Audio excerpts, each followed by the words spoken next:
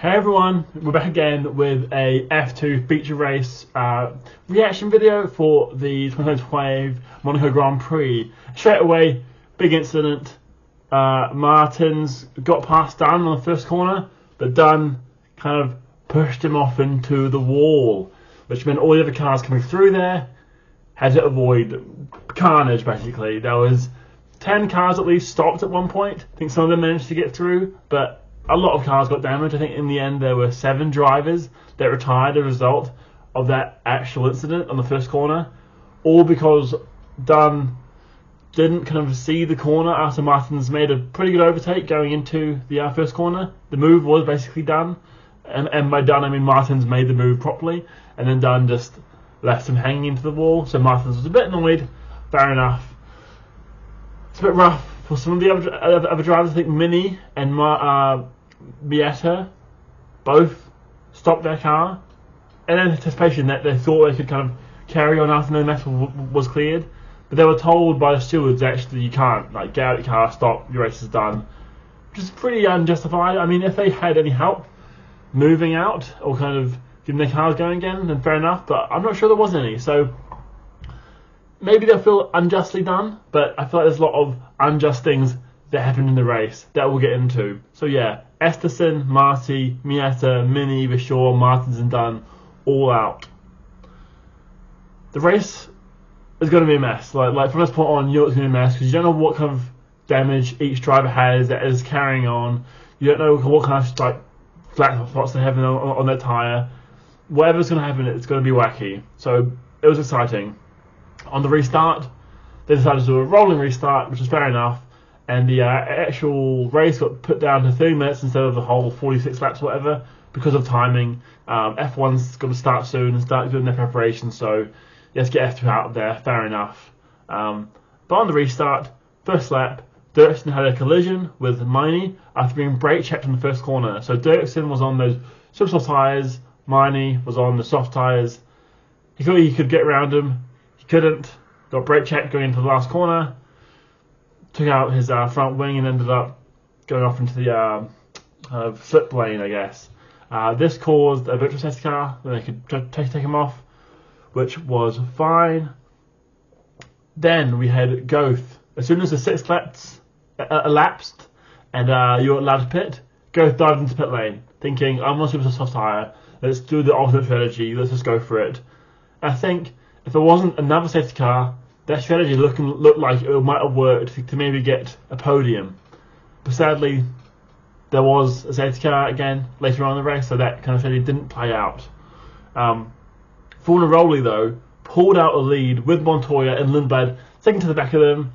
Then a few seconds behind them was Crawford, and then maybe like 10 seconds behind them was the rest of the field, including Browning, Bogdanovic and such, all just in the back there.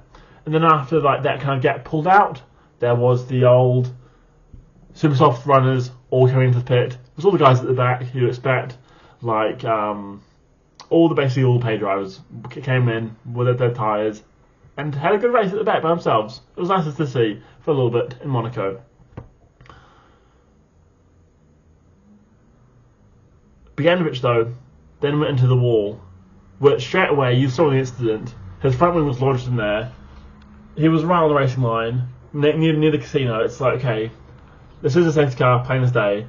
But what do the marshals do? And here we go, let's VSC it, virtual safety car, slow everyone right down. And you see it and you're like, okay, this guy's in the wall. It'll take like a mammoth to pull him out of that wall. They're going to need to get a car on track to kind of bring him out. What are they going to do? So you think, okay, what are they doing? But then you see 3 of the drivers go past the pit entry line. You see Fornaroli go past, you see Montoya go past, and then you see Lindblad go past.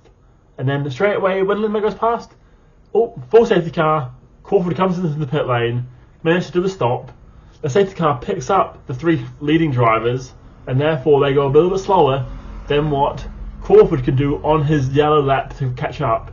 So that when those 3 then pick the lap after, Crawford's ahead of them. And a few laps after that, they call a red flag, the race is over. They could have easily fixed it by doing red flag, but I guess they wouldn't want to because it's unfair for the front guys who haven't pitted yet, and they'll probably get kind of a penalty for not pitting yet. But then it's unfair for the front three to have a Crawford pit. So they should have just thrown safety car straight away. You're looking at it, you knew it was going to be a safety car. There's no way the marshals were going to be able to get that car out of the wall quickly. It's a mess. And I feel really, really bad for Fornaroli specifically, because he lost the win, and then Lundblad as well. As a result, trying to rush through the pit box, the pit lane, which he did, and managed to get actually past Montoya. So he was provisionally in third with Crawford, Fornaroli, and Lundblad.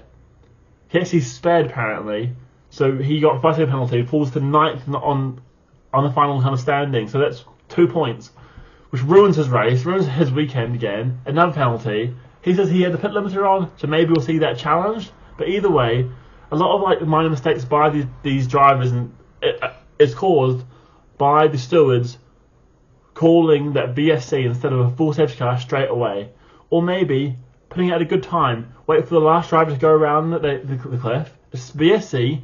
You're fine with that earlier. So why does it matter if it's another half a lap? And then throw in the full safety car when all the drivers have gone past, so you can pick up the leader properly after he's done a pit. I mean, Crawford's basically been handed the win. He didn't have any racing laps there. I mean, there might be something about Crawford kind of not entering the pit lane properly. I'm not sure if there's a like pit entry line that you've kind of not passed or something. So maybe we might say something to that. But either way, if he does get a penalty for that, that's unfair because he shouldn't have been put in that situation in the first place. If he hasn't, it's unfair for Lundblad because he got a penalty for spinning the pit lane, which he wouldn't have had to do if it was done properly and there wasn't an urgency to kind of get out quickly to get ahead of Crawford. But either way, it's a mess of a weekend. I feel bad for all the drivers involved. I'm sure Crawford's having a lovely time, and fair enough. Like he's had a good race. He deserves to get some points and stuff out of it. But you do feel bad for Fornaroli, who's been stolen the win, and you understand him for not celebrating too much on the podium. Anyway, thank you for watching. As always, if you like this video, please subscribe. Let me know what you think down in the comments below. Who you think should have won that race if Fornaroli got messed over by the stewards. So yeah, thanks for watching. Peace.